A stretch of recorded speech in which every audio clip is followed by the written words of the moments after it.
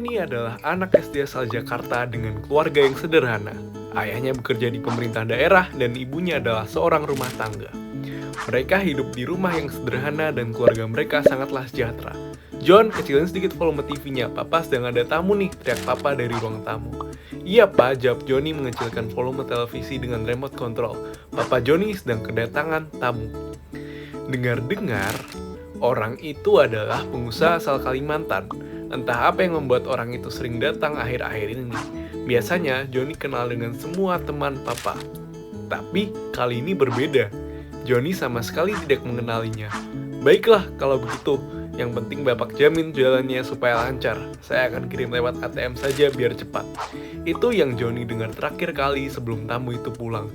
Jangan-jangan papa disuap. Ah, rasanya nggak mungkin deh, pikir Johnny. Johnny ingat betul kata-kata papa. Di negeri ini banyak orang yang mencari kekayaan dengan jalan pintas. Mereka sewenang-wenang merampas hak rakyat kecil. Mereka lebih kejam dari perampok. Mereka akan dimintai pertanggungjawaban di akhirat kelak. Begitulah nasihat papa yang masih segar di ingatannya. Papa yang kerjanya di kantor pajak memang sering mengalami hal seperti itu. Terkadang kata papa, pengusaha-pengusaha itu yang datang sendiri ke kantor buat menyogoknya. Dan papa tidak goyah sedikit pun. Tetapi kali ini papa sendiri yang melakukannya. Mengapa? Ingin rasanya Johnny menceritakan apa yang ia dengar kepada mama, tapi dia ditakut kalau dituduh menguping pembicaraan papa. Tapi tetap saja batinnya bergejolak. Apa yang bisa dilakukan seorang anak kecil seperti dirinya? Senin pagi, embun terasa dingin menusuk kulit, tapi tidak menggentarkan semangat murid-murid untuk mengikuti upacara bendera. Usai upacara, para murid berbubaran menuju kelas masing-masing. Bu Neni, guru kewarganegaraan, masuk ke dalam kelas. Jam kedua dan ketiga memang pelajaran kewarganegaraan. Dan kalau sudah masuk, biasanya dimulai dengan pengantar materi. Pelajaran kali ini tentang korupsi. Anak-anak, tahukah kalian apa itu korupsi? Tanya Bu Neni. Dek, jantung Johnny berdebar keras, nafasnya sesak, serasa sulit bernafas. Johnny takut kalau teman-teman sekelasnya tahu bahwa papa adalah seorang koruptor. Ya ampun, mau ditunjukin kemana mukanya? Korupsi itu mencuri uang negara bu, teriak Frita dengan lantang. Korupsi menerima uang suap bu, timpal Denny. Bagus, ucap Bu Neni dengan bangga. Sejatinya, korupsilah yang membuat negara kita terpuruk dari segi ekonomi maupun moral. Pelakunya harus dihukum bu, teriak Anggito kemudian. Ya Tuhan, kalau papa memang ketahuan, papa akan dihukum dan dipenjara. Bagaimana kalau papa dipenjara seumur hidup? Johnny berpikir. Dia tidak tahu harus berbuat apa. Tangannya gemetaran, badannya kering, dan pucat. Johnny, kamu baik-baik saja? Tanya Bu Neni heran melihat Johnny yang gelisah sedari tadi. Kelihatannya kamu sakit, sambung Bu Neni. Johnny hanya terdiam. Gejolak batinnya sudah tidak bisa ditolerir lagi. Nafasnya tersendat-sendat. Keringatnya bercucuran, ketakutannya semakin besar. Akhirnya dia pamit pulang. Dia sudah tidak tahan dengan semua yang mengganggu pikirannya. Johnny melirik pintu pagar yang tertutup. Ternyata tidak dikunci. Biasanya, Simbok sedang belanja ke pasar saat jam segini. Tapi Johnny tidak tahu kalau mama pergi mengajar atau tidak. Dia akhirnya mengambil kesimpulan kalau mama sudah ada di rumah melihat motor mama yang diparkir di halaman. Mungkin mama ada di dapur. Dan betul saja, saat Johnny mengetok pintu, suara mama langsung menyahutinya. Loh, kok anak mama cepat pulang?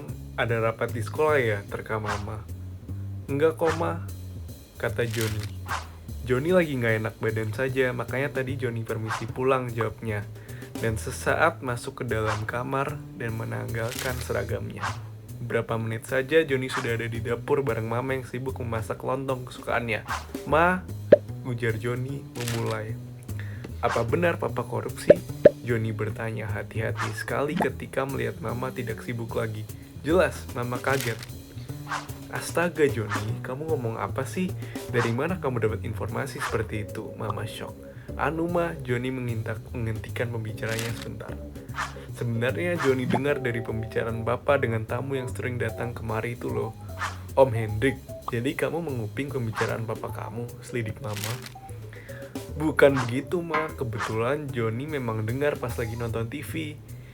Gak, papa bukan koruptor. Kemarin memang Om Hendrik memberi uang buat papa.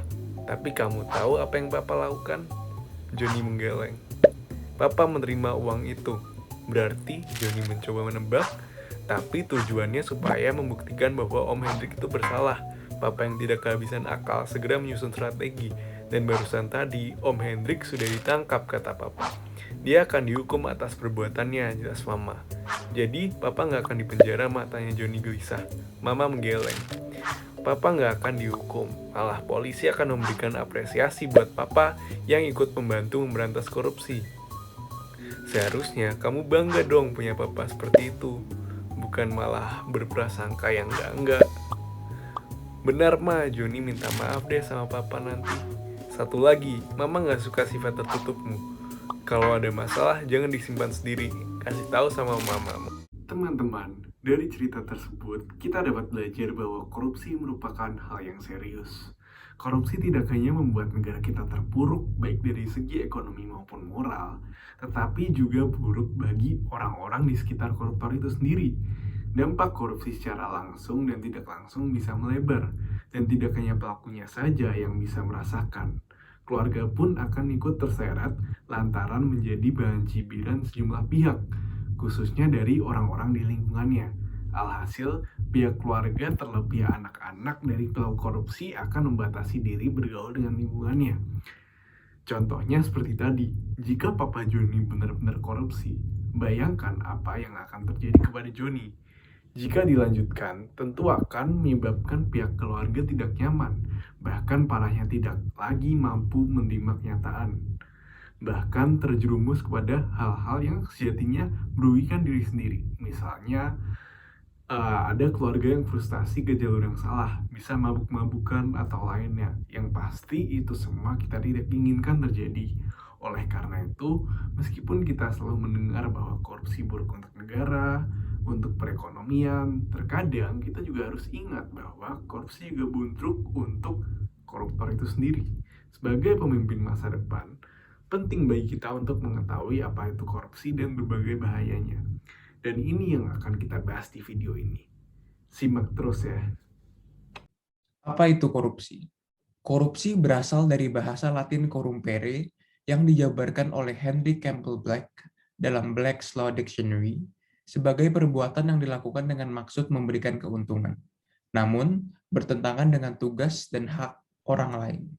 Dalam kata lain, korupsi bisa didefinisikan sebagai tindakan penyalahgunaan kewenangan, jabatan, atau amanah untuk kepentingan pribadi. Sebagai warga negara Indonesia yang baik dan anti korupsi, kita harus mengamalkan nilai anti korupsi, karena tindak korupsi merupakan hal yang hina dan merugikan saudara sebangsa kita. Bahkan, tindak korupsi membawa lebih banyak kerugian daripada keuntungan ketika kita bisa melihatnya dari sisi yang lebih luas. Sebagai cendekia dan warga negara dunia ini, sudah seharusnya kita bertindak secara etis agar bisa saling membantu dalam membangun dunia. Tindakan-tindakan tidak beretika seperti korupsi adalah hal yang akan menentang peningkatan standar hidup dan ekonomi dunia. Para pendiri bangsa telah mewariskan Pancasila sebagai pedoman untuk seluruh warga negara Indonesia.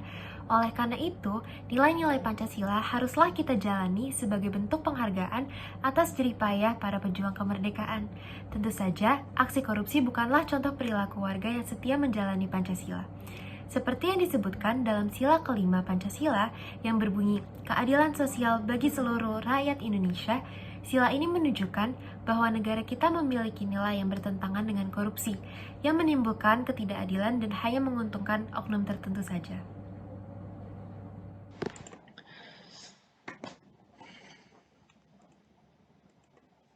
Jadi, dapat disimpulkan bahwa korupsi adalah masalah yang sangat serius di negara kita.